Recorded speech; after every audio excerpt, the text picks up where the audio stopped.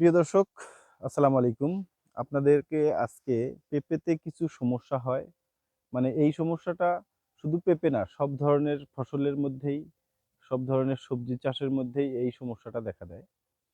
তা আমরা হলো এই সমস্যার সমাধান করার জন্য আ উঠে পড়ে লেগে যাই। আসলে এটার কি সমাধান? এই বিষয় নিয়ে আজকে আপনাদের সাথে কিছুটা আলোচনা করতে চাই।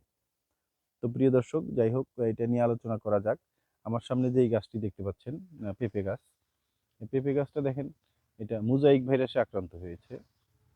আমরা আসলে যারা আপনারা পেঁপে চাষ করেন, এই পর্যন্ত আমার কাছে হাজার খানেকের কম ফোন আসেনি যে আ আমার পেঁপে গাছে এই সমস্যা। ওই আমরা যখন তাদের কাছে ছবি চেয়েছি, অনেক ভাইয়েরা আমাদেরকে ছবি পাঠান। তা মূলত এই মোজাইক ভাইরাসে আক্রমণ করেছে। মানে মোজাইক ভাইরাসে আক্রান্ত, আপনারা ট্রিটমেন্ট চান আমাদের কাছে যে এইটার প্রতিকার কি? আসলে আ রাসায়নিকভাবে এটার প্রতিকার নেই। নেই বললেই চলে। নেই বললেই চলে মানে নেই। এর কোনো এখন পর্যন্ত ঐরকম কোনো ওষুধ বের হয়নি যে যেটা দিলে মোজাইক ভাইরাস মারা যায় বা এই ভাইরাসে উম আক্রান্ত হলে ওইটা ভালো হইছে, এরকম নজির নেই। যে এইরকম কোনো ওষুধ এখন পর্যন্ত কোনো কোম্পানি মার্কেটে ছাড়েনি বা আসেনি বাজারে। তো যাই হোক, এইটা থেকে প্রতিকার এবং এটা করণীয় কি? মোজাইক ভাইরাস যাতে না আক্রমণ করে, সেটার জন্য আমাদের প্রিপারেশন নিতে হবে জমি প্রস্তুত থেকে।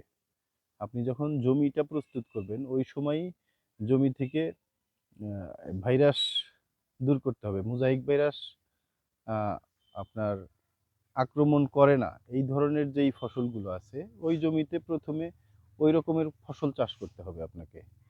চাষ করে এই ভাইরাসটাকে দূর করার পর আপনি যখন সবজি করবেন ভাবছেন বা পেঁপে চাষ করবেন ভাবছেন, তখন যদি দেখেন যে না এই জমিতে মোজাইক ভাইরাস আসেনি, তখন আপনি ওই জমিতে পেঁপে চাষ করতে পারেন বা সবজির চাষ করতে পারেন।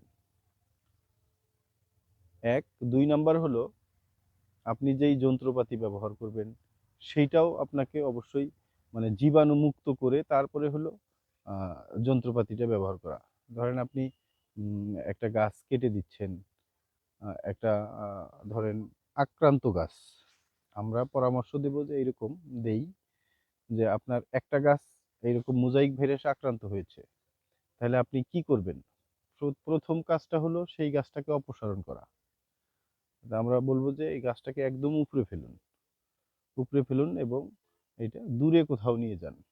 এই জমি থেকে অনেক দূরে নিয়ে গিয়ে এটাকে নষ্ট করে ফেলুন। পুড়িয়ে ফেলুন কিংবা মাটি চাপা দিয়ে দিন। যাতে এইখান থেকে কোনো সাদামাছি বা জাপ পোকা বা অন্য কোনো পোকামাকড় যাতে এইখানে এসে বসে এই জীবাণুটা নিয়ে আরেকটা গাছে না দিতে পারে। এইটা থেকে আমাদের সাবধান থাকতে হবে। এবং আমরা সবসময় পরামর্শ দিয়ে থাকি যে ১০ দিন পর, পর আপনারা কীটনাশক ব্যবহার করবেন। কীটনাশক ব্যবহার করার কারণ হলো এইটার থেকে বাঁচার জন্য না। এইটা থেকে যাতে আরেকটা গাছে ছড়াতে না পারে। অন্য একটা পোকা এসে এখানে বসলো, এইখান থেকে জীবাণু নিয়ে আরেকটা গাছে গিয়ে বসবে। এই জীবাণুটা ওই গাছে ছড়িয়ে দিয়ে চলে যাবে। এইজন্য আমরা বলি যে হলো কীটনাশক দেবেন। আর আমরা হলো এইটা আপনি চেনার উপায়টাও একটু বলি। দেখেন এই যে এটা হলো আ রোগ আক্রান্ত গাছ। এটা মোজাইক ভাইরাসে আক্রান্ত। ওই গাছটা দেখেন, পিছনের গাছটা দেখেন যে এই গাছগুলো আক্রান্ত হয়নি। দেখেন এই গাছটা কি সুন্দর। এই গাছটা আক্রান্ত হয়নি। এটা ভালো গাছ আছে।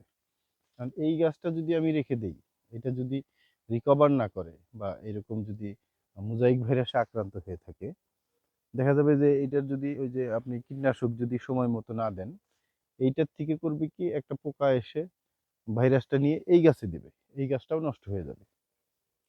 এইজন্য আমরা সবসময় বলি যে একটা গাছ আক্রান্ত হইছে, তাহলে ওই গাছটার ট্রিটমেন্ট করার দরকার নেই। ওইটা সোজা উপড়ে ফেলুন, নষ্ট করে ফেলুন। বাকি যেই গাছগুলো আছে, এই গাছগুলার পরিচর্যা করুন। এই গাছগুলাতে ট্রিটমেন্ট দেন। ছত্রাকনাশক, কীটনাশক এগুলা স্প্রে করেন। কেন স্প্রে করবেন? আপনি দেখেন এই বাগানটা ৩০০ গাছ। এই একটা গাছ আক্রান্ত হলো, এই গাছটা আপনি নষ্ট করলেন না, রেখে দিলেন। এই গাছের সুবাদে দেখবেন যে আস্তে আস্তে সব গাছগুলোই আক্রান্ত হয়ে গেল, তাহলে আপনি বিশাল ক্ষতিগ্রস্ত। একটা গাছ যদি আপনার ক্ষতি করতে হয়, সেই ক্ষেত্রে আপনি খুবই সামান্য ক্ষতিগ্রস্ত হবেন।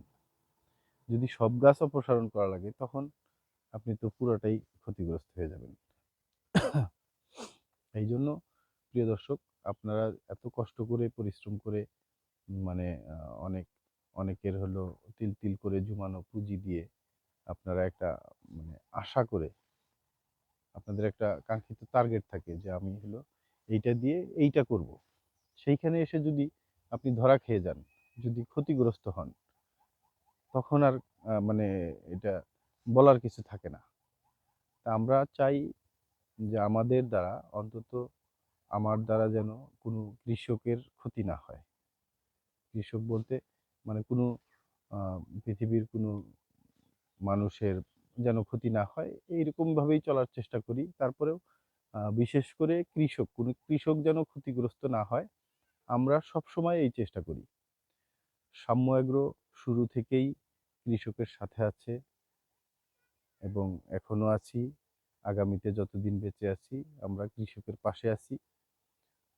আমরা সবসময় চেষ্টা করি কৃষকের সঠিক পরামর্শ দেওয়ার জন্য এবং সঠিক দিক নির্দেশনা দেওয়ার জন্য। তো প্রিয় বন্ধুগণ, আপনারা যারা চাষাবাদ করবেন, যদি কোনো রকমের সমস্যা হয়, আমাদের স্ক্রিনে দেওয়া নাম্বার আছে, নাম্বারে যোগাযোগ করতে পারবেন। আমরা যথাসাধ্য আপনাদের সহযোগিতা করব। ভালো থাকবেন, সুস্থ থাকবেন। দেখা হবে অন্য কোনো ভিডিওতে, অন্য কোনো আলোচনা নিয়ে। আল্লাহ হাফেজ।